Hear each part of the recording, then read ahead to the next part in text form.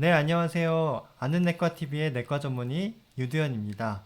제가 오늘부터 드디어 파워내과 그 첫 번째 과목인 소화기내과로 찾아뵙게 됐는데 내분비내과를 먼저 할까 하다가 일단 소화기내과를 빨리 끝내고 내분비내과로 가기로 결정했습니다.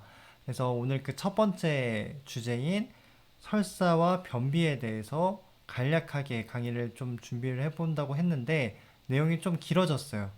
그럼에도 불구하고 이 설사 변비 파트가 굉장히 광범위한 분량인데 제가 그동안 공부하면서 애먹었던 부분들을 제 나름의 사고의 플로우를 가지고 좀 쉽게 설명하고자 좀 강의를 준비해 봤거든요. 그래서 늘어지더라도 이 강의를 통해서 설사와 변비의 어떤 핵심, 그런 메인 플로우를 좀 잡겠다.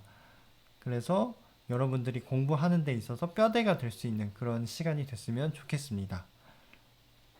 그래서 일단 첫 번째는 이 파워내과 교과서를 이제 교재를 보면 첫 번째는 이제 총론에 대한 설명이에요. 그래서 어떤 질환별로 계획 강론을 설명하는 게 아니라 쭉 나열식이어서 어떻게 보면 이제 처음으로 파워내과를 폈는데 굉장히 모호하고 어려운 막 글자들만 잔뜩 있어서 다시 덮게 되는 그런 순간들이 저는 굉장히 많았거든요. 그래서 하나씩 핵심 질환군들만 일단 찝어서 강의를 해보도록 하겠습니다. 먼저는 이제 기능성 소화불량이라는 건데, 기능성 소화불량은 말 그대로 우리가 소화가 안 된다고 해서 오시는 그런 환자분들을 이런 기준, 현재는 롬4로 바꾸긴 했는데 이전에 롬3에 따라서 일단 적용을 해보면 사실 롬3와 롬4의 차이가 저는 구체적으로 공부를 안 해봤지만 우리가 뭐 개원가 선생님들이나 교수님들이 아닌 이상 뭐 학생들이나 이 강의를 듣고 계신 선생님들이라면 롬3와 4를 구분하는 건 크게 문제가 되지 않을 거예요. 그래서 제가 롬4는 따로 정리를 하지 않을 건데 일단은 기능성 소화불량은 이러한 증상들을 우리가 뭐 흔히 말해서 소화 안 돼요, 배가 막 더부룩해요, 속이 쓰려요, 이러한 모든 것들을 이제 기능성 소화불량의 증상 중에 하나라고 하는데 일단은 이러려면 여기서 중요한 포인트가 있죠. 내시경을 포함한 검사에서 어떤 구조적인 문제가 전혀 없어야 된다고 강조를 하고 있는데 여기서 또 중요한 거는 그래서 일단 내시경도 문제가 없고 증상도 6개월 이전에 시작됐고 굉장히 환자가 오랜 시간 동안 고생하고 있어요. 3개월 동안이라는 시간 동안. 그런 환자들을 어떻게 치료하면 좋을까라고 해서 많은 그런 임상 선생님들께서 고민을 하셔서 일단은 두 가지 A형으로 나눠보자. 그 첫 번째 A형이 바로 포스트 프란디얼 디스트레스 신드롬하고 에피게스트릭 페인 신드롬이에요. 그래서 줄여서 하나는 PDS, EPS로 나누긴 하는데 PDS는 말 그대로 위가 운동을 잘 안 해서 뭐 산이 역류하고 이런 것들이 문제가 생겨서 발생한다고 생각을 하고 에피게스트릭 페인 신드롬은 이 산이 과다하게 노출되다 보니까 그것 때문에 내가 소화가 안 된다라고 느끼는 그런 환자분들을 가리켜서 우리가 이렇게 A형을 나누게 되었습니다. 그러면 치료가 달라지냐? 사실 치료는 똑같아요. 근데 어떤 약을 먼저 쓰느냐에 따라서 그 A형이 조금 바뀌는데 일단은 포스트 프란디얼 디스트레스 신드롬은 위가 바로바로 이완해가지고 내려주고 팽창한 다음에 내려주고 수축해서 내려주고 그렇게 돼야 되는데 그게 안 되니까 이 위 운동 촉진제를 먼저 주자. 그다음에 EPS 타입은 산 억제제를 먼저 주자라고 얘기를 하고 있고 그 다음에 뭐 기타 이런 것들은 뭐 내시경으로 먼저 감별을 해보고 나서 그럼에도 안 된다면 이렇게 약을 써서 먼저 조절을 해보자라는 그런 의미의 뭐 그런 표입니다. 그래서 기능성 소화불량은 여기서 우리가 가져가야 될 컨셉은 소화가 안 되는 환자들이 꽤 있다. 이런 환자들은 다양한 원인들에 의해 발생하는데 그게 아닌 환자들을 가지고 우리가 기능성 소화불량이라고 명명하고 그 A형은 크게 두 가지가 있는데 하나는 PDS 타입, EPS 타입. 이거를 나누는 기준은 어떤 약을 먼저 써느냐에 따라서 갈리기 때문에 우리가 나누게 된다. 그래서 PDS는 위장 운동을 촉진시켜주는 약을 주고 EPS는 산을 억제시키는 위산 억제제를 주고 그럼에도 불구하고 안 된다면 뒤바꿔서 이제 약을 써보는 거죠. 그래서도 안 되면 끝판왕. 가끔 대학병원에서 교수님들께서 이 약은 뭐 TCA나 뭐 안줄라이틱스 이런 것들을 쓰시는데 이게 다 가이드라인에 있는 그런 컨셉이에요. 그래서 그럼에도 불구하고 이건 나중에 제가 자주 만나는 외래질환 그런 프로젝트에서 다룰 예정인데 우리가 항우울제나 항불안제도 어떤 페인에 뭐 소화불량이라든지 이런 곳에서도 쓰일 수 있다. 하지만 매우 소량으로. 근데 이 부분도 좀 공부를 해서 우리가 알아둔다면 나중에 외래에서 이런 기능성 소화불량 환자를 만났을 때 유용하게 쓸 수 있겠죠. 그래서 방금 그 표에서 제가 설명을 드렸지만 여기서 또 우리가 한 가지 짚고 넘어가야 될 게 여기 보시면 헬리코박터 보이시나요? 헬리코박터가 사실 기능성 소화불량에서 나중에 뒤에서 다루겠지만 이전에는 소화불량에서 이게 효과가 있을까 해서 보험이 적용이 안 됐어요. 요즘에도 그게 비보험이긴 하지만 그래도 그 처방권을 인정해주고 있어요. 지금 심평원에서. 그만큼 소화불량이 안 되면 나중에 위내시경 검사를 해가지고 만약에 헬리코박터 의심되는 소견이 보인다. 그럼 조직 검사를 해서 헬리코박터가 나오면 그것만으로도 소화불량이라는 적응증을 가지고 치료를 해볼 수 있다는 거예요. 그리고 실제로 그렇게 심평원이 인정을 해줬다는 거는 그만큼 많은 데이터들이 지금 쌓여 있다는 거거든요. 그래서 여기서 우리가 가져가야 될 것은 이제 치료 방법들 중에 아까 말씀드렸듯이 위산 억제제나 그다음 위운동 촉진제 이런 것들도 있는데 헬리코박터 세균요법도 함으로 인해서 우리가 소화불량을 조절해 볼 수 있겠다라는 그런 컨셉을 가져가시면 좋을 것 같습니다. 그다음 이 부분도 이제 반복해서 설명을 하는 건데 제가 자꾸 파워넷과 표에 다른 그런 가이드라인이나 다른 논문에서 이런 표들을 가지고 오는 이유는 제가 그동안 연수 강좌를 꽤 들었어요. 근데 파워넷과에서 이해가 안 됐던 부분들이 이 표를 보면 좀 더 보기 쉽고 더 잘 와닿구나 해가지고 제가 좀 가져와 봤거든요. 그래서 파워넷과도 굉장히 잘 정리가 돼 있고 저희가 참고하면 좋지만 이게 보다 쉽게 이해하려면 이런 표들도 그냥 파워넷과만 의지하는 게 아니라 다양한 논문들을 찾아가지고 이해, 보탬이 되면 좋을 것 같은데 여러분들은 시간이 없으니까 제가 가능한 조금 다양한 자료들과 제가 이해하기 좋았던 그런 좋아하는 그림들이 있거든요. 그런 것들을 좀 추가해서 도와드리도록 할게요. 그래서 아까 말씀드린 그 표랑 다른 그런 플로우를 타는 그런 그림인데요. 일단은 소화불량 환자들이 오면 먼저 내시경을 해보는 거예요. 그래서 만약에 헬리코박터 의심되는 그런 내시경 병변이 있다. 그러면 제균 치료를 하고 그리고 나서 소화불량이 좋아지는지 보는 거예요. 만약에 그게 아니고 다른 뭐 위궤양이라든지 뭐 위험이 심한 그런 분들이라면 거기에 맞게끔 치료를 해보고 이런 것도 없어요. 근데 소화불량은 3개월째 지금 계속되고 있고 그런 환자들이면 일단은 A형을 나눠보는 거예요. PDS 타입인지 EPS 타입인지. 그래서 PDS 타입은 아까 말씀드렸듯이 미운동 촉진제를 먼저 쓰고 EPS 타입은 위산 억제제를 먼저 써보는 거예요. 근데 사실 PDS랑 EPS를 칼같이 나누기가 당연히 어렵겠죠. 환자들 외래에서 왔어요. 그러면 속 더부룩한 게 심하세요? 속 쓰린 게 심하세요? 더부룩한 게 더 심합니다. 이렇게 말씀하시는 환자분들이 10명 중에 한두 명도 안 될 것 같아요. 제가 경험한 바로는. 이렇게 뭐 대부분 다 오버랩 되죠. 그래서 결국에는 이 모든 프로카이네틱스와 이 PPI를 같이 쓰게 되는 거예요. 그래서 만약에 그럼에도 불구하고 반응이 없다. 그러면 속이 더부룩한 그런 환자들은 그 펀딕 릴렉선트라고 해서 부스피론이라는 이런 약이 있는데 이 펀더스 이 부분을 조금 이완시켜줘가지고 잘 내려가게 그렇게 해주는 그런 약이에요. 그리고 TCA, 멀타자핀 같이 어떤 EPS 정말 하나도 뭔가 없어요. 그런 환자들한테는 식도에 뭐 역류하는 그런 흔적도 없고 산의 흔적도 없는데 그런 환자분들은 TCA나 뭐 항불안제 같은 것들을 써보고 그럼에도 불구하고 뭔가 반응이 없다. 그러면 어떻게 해야겠어요? 결국에는 어떤 정신과적인 치료를 안내해드린다든지 환자분께 잘 설득해서 그렇게 도와드리는 게 필요하겠죠. 자, 이제 기능성 소화불량에 대해서 끝났고, 이제 설사에 대해서 간단하게만 얘기해 드릴게요. 설사는 급성과 만성 설사가 있어요. 그래서 급성 설사 같은 경우는 당연히 원인이 이런 바이러스, 기생충, 세균이겠죠. 근데 세균 같은 경우는 우리 예전에 국시 볼 때 기억나세요? 에스아우레우스는 김밥, 뭐 클로스트리움 펄프린저스 같은 경우는 가금류, 닭고기 이런 거였고, 비브리오 파라헤몰리티쿠스는 해산물 이런 거였잖아요.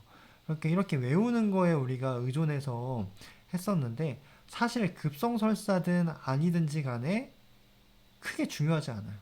왜냐면 그러니까 이런 제가 드리고자 하는 말씀은, 이런 균들을 우리가 얘는 에사우루스는 김밥, 뭐 예를 들어서 클로스티움 보툴리즘은 통조림, 그 다음에 이콜라이는 분변, 그 다음에 비브리오 콜레라는 뭐 어패류, 이렇게 하는 게 중요하지 않다.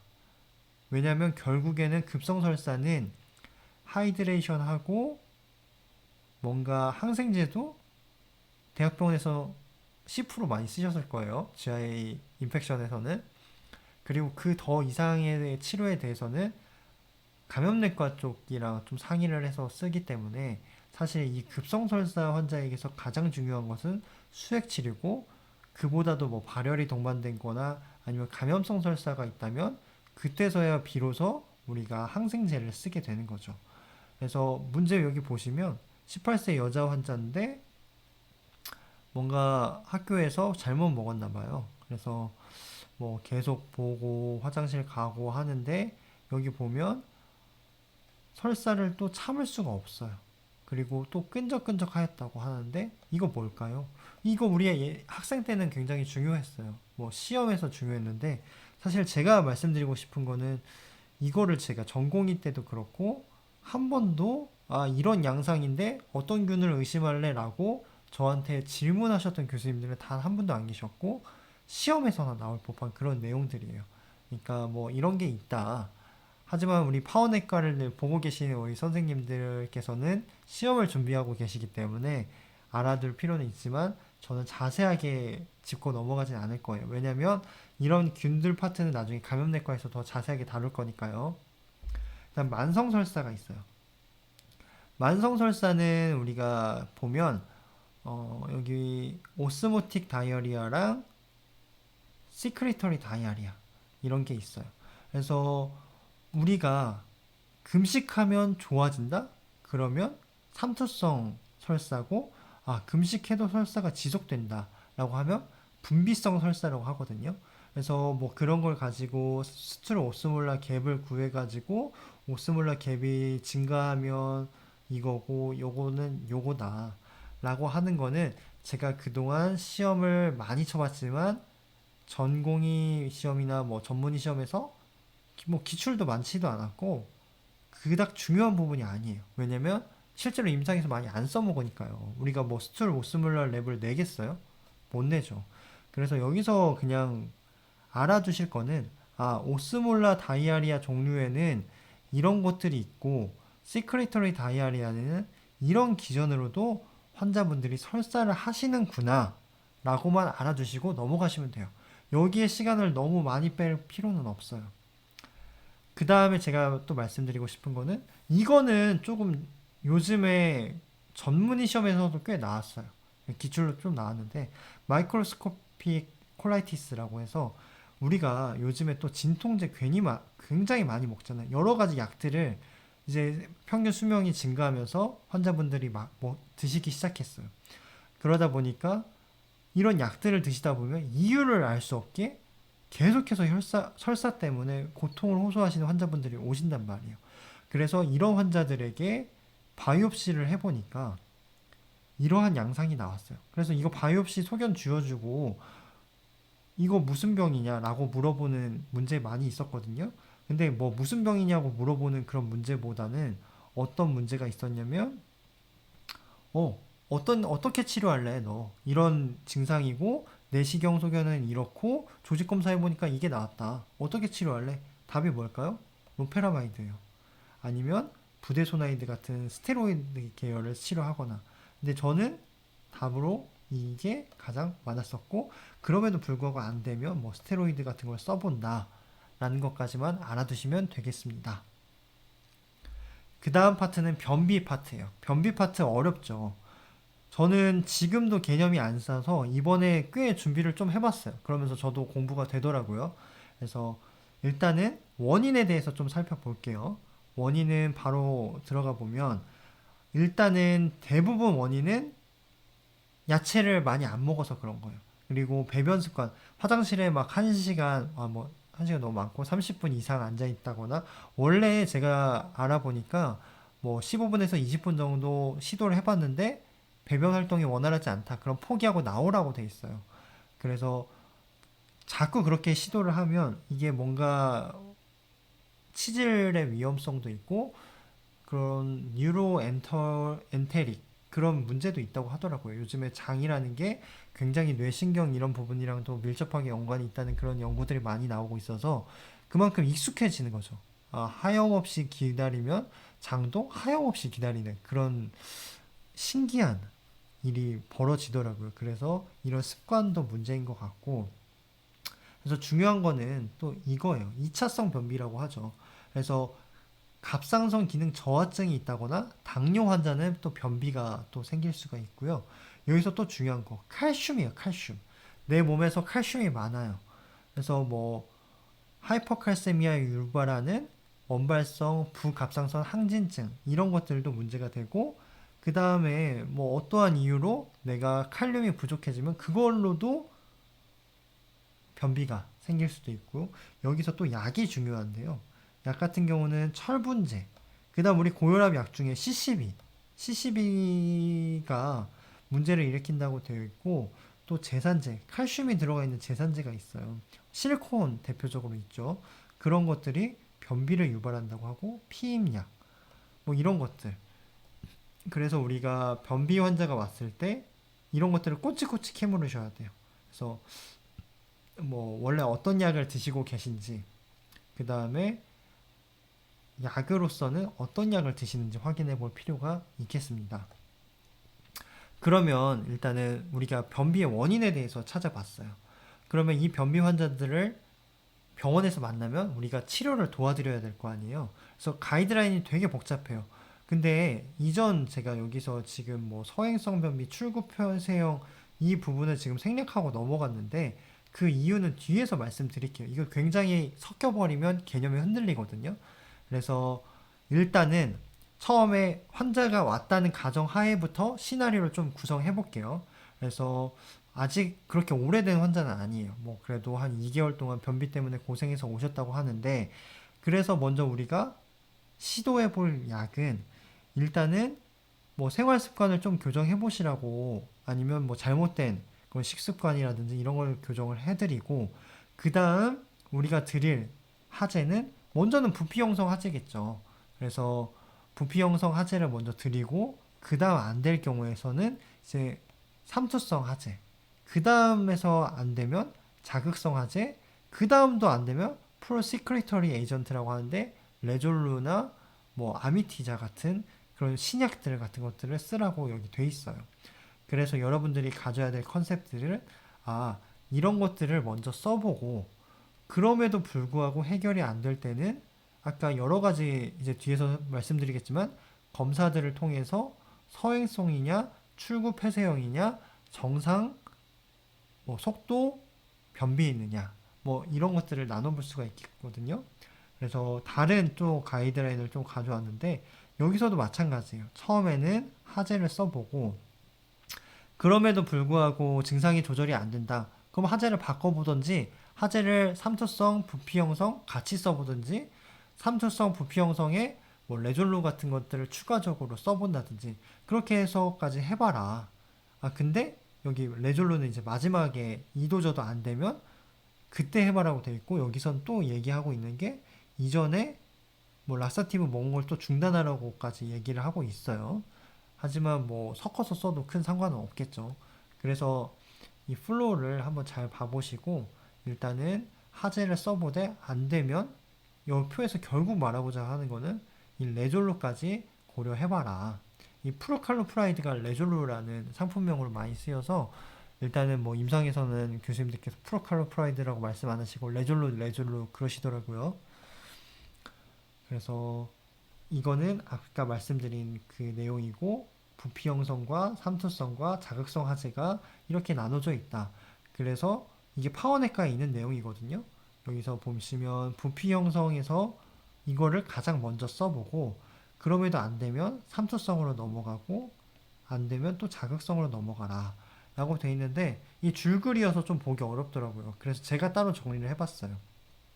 그래서 부피 형성 하재 같은 경우에서는 일단 노멀 트랜지 타입이라고 해서 이거는 제가 뒤에서 다시 설명드리겠지만 뭐 지금 이걸 알아본 건 아니니까 이거는 조금 논외로 치고, 그러니까 제가 말씀드린 상황은 환자분께서 병원에 오셨어요.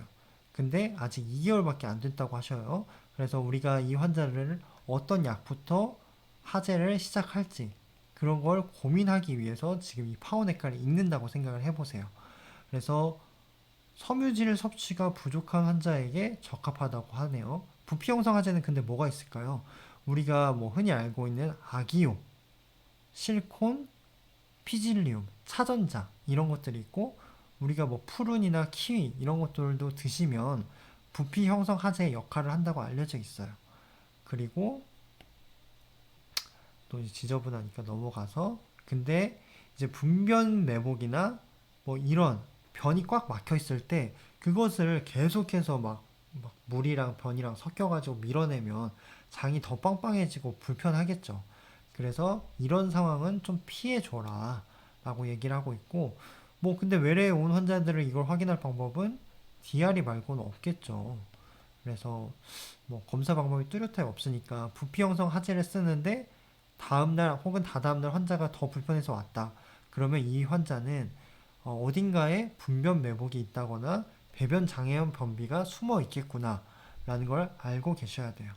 다음은 이제 삼투성 하재로 넘어갈 건데, 삼투성 하재 뭐가 있는지 볼게요. 먼저 마그오, 피이지, 락툴루스, 듀파락이라고 하죠. 이런 것들이 있는데 일단 우리가 가장 흔하게 쓰는 약이 뭘까요? 바로 마그오예요.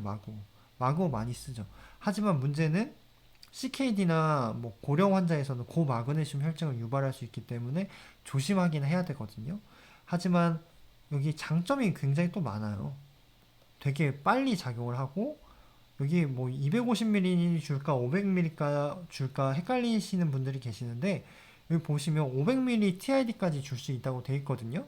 그래서 뭐 이 부분은 학생분들이나 뭐 다른 분들은 관심이 없을 수도 있겠지만 전공의생들은 헷갈리실 수 있어요. 근데 500 TID까지 줄 수 있다고 하니까 알고 계시고, 그 다음 듀파락도 저희가 투여할 수 있는데 듀파락은 굉장히 좋은 약이, 왜냐면 장기간 사용할 수 있는 안전한 약이고 무엇보다 ESRD에서까지 환자분들에서까지 쓸 수 있기 때문에 좋은 약인데 단점은 작용 시간이 느려요. 그래서 슬로우 온셋이고, 그 다음 저희가 또 쓸 수 있는 하재는 PEG예요. PEG. PEG는 우리가 많이 들어보셨죠? 우리가 대장 내시경 받기 전에 이거 뭐라고 하죠? 그거 갑자기 이름이 생각이 안 나는데 뭐 하재라고 하죠. 장 비우는 그런 약을 먹잖아요. 그 성분이 바로 PEG거든요. 그래서 이 PEG를 먹으면 굉장히 다량의 그런 그 변들을 한꺼번에 볼 수 있는 효과가 있는데 슬로우 온셋이고 너무나 다이나믹한 효과를 이끌어내기 때문에 이걸 과량으로 복용할 경우에서는 전해질 장애를 유발한다고 하고 있습니다. 그래서 우리가 프랩할 때 PEG를 많이 쓰는데 이것을 먹는 약으로까지 개발을 해서 지금까지 환자한테 적용을 하고 있다 정도까지 알아두시면 되고요. 그 다음 마지막으로는 이제 자극성 하재가 있어요. 자극성 하재는 듀콜락스, 알로에, 세나 이런 게 있는데 얘네들 같은 경우에는 제가 뒤에서 또 설명을 드리겠지만 여기 일단 볼게요. 자극성 하재 넘어왔는데 안스라퀴논 계열과 다이펜 메세인 계열이 이 두 가지가 있어요. 그래서 세나 알로에 같은 경우는 안스로키논 계열이고 다이펜 익숙치 않아서 아무튼 이런 계열은 비사코딜, 줄콜락스 이런 애들이 있거든요. 근데 여기 보시면 특히 줄콜락스 우리 그런 장용제 그 항문에다 넣고 사용하시라고 우리 많이 썼을 거예요. 근데 이걸 자꾸 쓰다 보면 대장 무력증이 발생한다고 하고 특히나 우리 알로에 같은 거 자꾸 먹으면 나중에 대장이 거의 막 완전히 무슨 점박이처럼 까맣게 되고 그런 게 보이거든요. 이게 멜라노시스 콜라이라고 해서 이런 것들이 발생하기도 하니까 너무나 과하게 주기적으로 먹는 게 아니라 가급적이면 PRN으로 복용할 것을 권고하고 있습니다. 그 다음은 뭐 이런 하재들도 있고 하는데 뭐 별 효과가 없다라고 나와 있고 이제 마침내 저희가 여기까지 왔어요. 이제 끝판왕들. 저희가 수련 받을 때 교수님께서 막 이약저약 해도 변비가 해결이 안 되니까 그때 한 소화기내과 교수님께서 아 그러면 이거 한번 줘봐라. 이게 요즘에 끝판왕이다. 라고 말씀해서 해주셔서 제 기억에 진짜 많이 남거든요. 그래서 프로칼로프라이드라고 해서 레졸루라는 약이고 이전에 이런 세로토닌과 관련된 약들이 다 이런 부작용들 때문에 퇴출되었었어요. 근데 이 약은 다행히도 아직까지 심혈관계 리스크가 없다고 나와 있어서 지금 그래도 꽤나 많이 보험도 적용받고 있고 많이 로컬에서 쓰고 있거든요. 그래서 이걸 모르고 계신 원장님들 같은 경우에는 한번 써보시면 좋을 거예요. 그 다음에 루비프로스톤이라고 해서 아미티자라는 그런 약도 있어요. 얘는 이제 최근에 올해 이제 드디어 본격적으로 막 홍보도 하고 알려지기 시작했는데 저도 아직까지 써보진 않았어요. 근데 효과가 굉장히 좋다고 하더라고요. 그래서 이 두 약을 조금 비교를 해보면 프로칼로프라이드 같은 경우에는 세로토닌 아고니스트 계열이고 온셋이 굉장히 빨라요. 그리고 3시간 이내 최고 농도에 도달하고 안타깝게도 ESRD 환자에서는 쓸 수가 없어요. 그리고 36개월까지 무려 3년까지 안전하게 쓸 수 있다고 되어 있고 여기 또 보시면 2g 하루에 한 번만 주는 게 표준으로 정해져 있어요. 마치 우리 그 SGLT2 이니비터 중에서도 그 표준 그 하나가 정해져 있던 것처럼 다파글리플로진 같이 정해져 있던 것처럼 하나만 2g만 투여하도록 정해져 있고 용량을 증가해도 왜냐면 효과가 증가하지 않기 때문에 뭐 환자가 효과가 없다고 해서 4g 주고 이러면 안 돼요. 그리고 만약에 4주 이내에 효과가 없으면 이제 그만 중단을 하셔야 되고 만약에 이런 특히나 고령이나 뭐 간질환, 신질환이 있는 분들은 그 반절짜리 1mg도 따로 제형이 있어요. 그래서 이거를 주라고 돼 있고 여기 보면 수유를 하거나 ESRD 환자거나 뭐 그런 분들은 금기예요.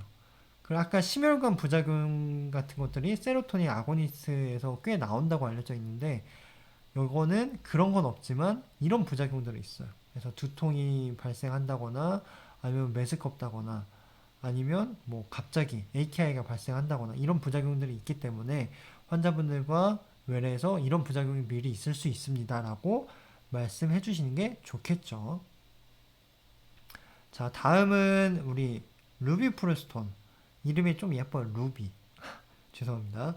그래서 클로라이드 채널을 자극해서 다량이 함유된 배변을 유발한다고 되어 있어요. 그러니까 뭐 전해질 이런 삼투압성 그런 설사를 유발하는 그런 약이에요. 그래서 여기 보시면 용량이 하루에 2번 먹게 되어 있고 씹지 말도록 되어 있고 그래서 초치료로 레졸루를 우리가 써봤어요. 근데 이게 효과가 없으면 그때 그 다음 약으로 아미티자 한번 가보자 라고 생각을 해볼 수 있겠어요. 특히나 우리가 변을 보는데 막 있는 힘을 줘서 막 겨우 변을 볼 수 있는 그런 환자분들께는 우리가 아미티자를 또 써볼 수 있겠다 라고 알고 계시면 좋겠습니다. 자, 이제 여기까지 왔어요. 강의가 점점 길어지고 있는데 어쩔 수 없어요. 이번 강의를 통해서 제가 변비까지 축약해서 좀 심도 있게 준비를 하다 보니까 조금 길어지고 있는데 고생하고 계십니다. 조금만 힘내십시오. 그 다음 이제 기능성 변비까지 왔어요. 이 기능성 변비는 아까 말씀드렸듯이 환자가 이제 외래에 오셨어요. 근데 2개월 동안 이제 드디어 3개월이 됐어요. 이제 이유 넘었으니까 만성 변비가 되신 거죠. 그래서 이 하제 저 하제 다 효과가 없어서 그러면 이분이 도대체 변비의 원인이 뭘까라고 고민을 해보고, 아형을 분류하고 그런 것들에 따라서 치료법이 변해야 돼요. 그래서 뭔가 좀 패러다임의 전환이 있어야 되는 시기가 온 거예요. 그러면 이 환자는 이제 만성 변비라고 이제 저희가 명명을 할 수가 있겠죠. 그래서 기능성 변비, 만성 변비라고 할 수가 있어요. 그래서 파워내과를 읽어도 그냥 순서대로 읽는 게 아니라 제가 지금 말씀드린 그런 플로우대로 읽으면 조금 더 읽기 수월하실 거예요. 그래서 기능성 변비가 이렇게 진단을 내리면 A형이 또 세 가지로 나누는데 어떤 A형들이 있냐라고 보면 노멀 트렌지 타입과 슬로우 트렌지 타입, 펠빅 플로우 디스펑션 이 세 가지 타입이 있어요. 여기 보시다시피 가장 흔한 것은 이 노멀 트렌지 타입인데 이거는 이제 뭐 IBS 나중에 뒤에서 다루겠지만 사실 제가 이 소화기내과 파트가 이전 오리엔테이션을 말씀드렸지만 모호하다고 설명드린 게 오버랩 되는 부분이 너무 많고 이 진단되는 부분도 모호해요. 굉장히 겹치는 부분도 많고 그래서 저는 이걸 논리적으로 조금 플로우 있게 좀 준비를 하고 싶어서 이 강의가 자꾸 길어지고 있는데 잘 따라주시면 감사하겠습니다. 그 다음 슬로우 트렌지 타입 같은 경우에서는 여자에게서 더 흔하다라고 알려져 있고 그 다음 펠빅 플로우 디스펑션 같은 경우에서는 이게 또 여기서 이 뒤에서 설명드리겠지만 펠빅 플로우 디스펑션이 이거랑 이거랑 또 겹친다, 중복된다 라는 그런 특징이 있어요. 그래서 다시 말씀드리면 이런 여러 가지 약들을 써봤어요. 아까 이제 시나리오를 만들어 드렸죠. 그래서 이런 약들을 써봤는데 해결이 안 된다. 그러면 이제 우리가 그때부터 워크업을 해보는 거예요. 아까 말씀드린 이 세 가지 A형을 찾아 나서기 위해. 그럼 어떤 검사를 해야 되느냐라고 고민을 해볼 수 있는데 이 가이드라인을 먼저 살펴보면 여기서도 만약에 뭐 이렇게 락사티브를 다 써봤는데도 해결이 안 된다. 그러면 추가적인 검사를 더 해봐라 라는 그런 내용인데요. 어떤 검사를 해볼 수 있느냐라고 한다면 여기 보시면 먼저는 내시경을 해보는 거예요. 그래서 내시경을 한번 해가지고 프랩을 한번 쭉 해보는 거죠. 그래서 프랩을 함으로 인해서 이게 뭐 장내 미생물 총의 변화를 일으킨다는 뭐 그런 보고도 있더라고요. 그래서 일단 한번 다 뒤집어 리셋 시켜주는 거예요. 그런 효과도 있고 아니면 실제로 정말 운이 나쁘게 뭐 콜론 캔서나 이런 것들을 아니면 뭐 우리가 미처 발견하지 못했던 그런 병변들이 있을 수도 있죠. 그래서 대장 내시경을 시행해 보는 게 중요하고 그 다음에 중요한데 콜론 트랜짓 타임이라는 게 있어요. 그래서 대장 내 그런 일단은 라디오 플라크가 있는 마커를 먹어봐요. 그래서 4일째, 7일째 되는 날 엑스레이를 찍어보는 거예요. 그래서 여기 첫 번째 A타입 같은 경우에는 슬로우 트렌지 타입이에요. 여기 보시면 이게 트랜스펄스 콜론이고 이게 디센딩 콜론, 어센딩 콜론이에요. 여기 보시면 지금 플라크가 점점점점점점 이 전 장에 걸쳐서 다 있거든요.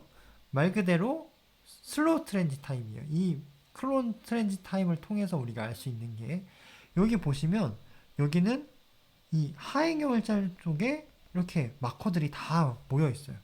그러면 이거는 힌드것 디스펑션이라는 타입이에요. 이 세 가지 타입은 콜론 트렌지 타입에서 붙이는 A형들이에요. 근데 이걸 통해서 우리가 아까 말씀드린 그 세 가지 타입을 감별하는데 도움을 받을 수 있다는 거죠. 그리고 세 번째는 이 마커들이 나중에 보니까 여기 렉토시그모이드 이쪽에 다 몰려 있어요. 그러면 이거는 펠빅 플로우 디스펑션 또는 디시너직 디피케이션이 있다라고 확인해 볼 수 있겠고 그 다음 우리가 알아야 될 것은 이제 발룬 익스펄션 테스트랑 아노렉탈 마노메트리예요. 사실 발룬 익스펄션 테스트 단독은 그닥 의미가 없어요. 아노렉탈 마노메트리가 더 중요하고 이것과 보조되는 수단으로서 풍선 배출 검사가 의미가 있는 거죠. 그래서 어떤 검사냐 이렇게 마노메트리 우리 식도에서도 내압 검사 많이 하잖아요. 근데 저는 한 번도 이런 거 본 적이 없긴 하지만 수련받는 동안 이런 것들을 이제 대학병급에서 하시겠죠. 그래서 에이너스와 렉텀 쪽에도 그런 프레셔가 항진돼 있어. 그러니까 변을 보고 있는데도 이게 이완되고 위에 짜주고 이런 게 돼야 되는데 끊임없이 수축되고 있으면 안 나오겠죠, 변이. 그 다음 데피코그래피라고 배변 조영술을 통해서 뭐 이런 구조적인 문제가 있을 수도 있고요. 그래서 이런 것들을 좀 해보는 게 필요하다라고 돼 있고, 해리슨을 먼저 볼게요. 해리슨은 그러면 콜론 트랜짓이냐 아니면 마노메트리냐 뭐부터 먼저 해야 되냐 우리가 헷갈리잖아요. 그래서 만성변비일 때는 일단 대장 내시경 먼저 해보고 그 다음 콜론 트랜짓을 해봐라 라고 돼 있어요. 그래서 여기서 만약에 정상이면 뭐 그냥 펑셔널 디스오더라고 해서 아까 뭐 레졸루 아미티자까지 써보는 거고, 만약에 비정상이 나왔어요. 그러면 슬로우 콜론 트랜짓 타입이라고 해서 이거는 뭐 기저질환이 만약에 없어요. 그러면 우리가 바로 마노메트리로 들어가는 거예요. 그래서 이 환자가 슬로우 트랜짓 타입이 펠빅 플로우 디스펑션이나 뭐 이런 것들 때문에 있는 건 아닐까? 뭐 이런 것들도 고려해 볼 수 있겠고, 아니면 우리가 못 찾은 것들이 더 있을 수 있기 때문에 마노메트리를 해가지고 마노메트리에서 만약에 문제가 있어요. 그러면 우리가 수술까지 고려를 해보고 아니면 바이오 피드백 같은 것들을 더 적극적으로 권할 수 있겠죠. 그 다음 이 가이드라인에서는 반대로 콜론 트랜짓 타입부터 먼저 하는 게 아니라 일단 마노메트리부터 먼저 해봐라. 그 다음 이런 플로우에 따라서 만약에 뭐 거기에서 문제가 있다면, 마노메트리에서 문제가 있다면 디피케이션 디스올더가 있고 그 다음 콜론 트랜짓 타입을 통해서 뭐 이런 치료 방향들을 결정해 볼 수 있다라고 돼 있어서 가이드라인마다 차이가 있어요. 또 여기서는 먼저 콜론 트랜짓 타입을 해봐라. 죄송합니다. 마노메트리를 먼저 해보고 그 다음 콜론 트랜짓을 해봐라 라고 돼 있기 때문에 상황에 맞춰서 뭐 콜론 트랜짓을 먼저 해볼 수도 있고 마노메트리를 먼저 해볼 수도 있고, 그거는 크게 중요한 것 같지는 않아요. 그래서 우리가 여기서 알고자 하는 거는 뭐냐, 치료의 방향이 달라진다는 거예요.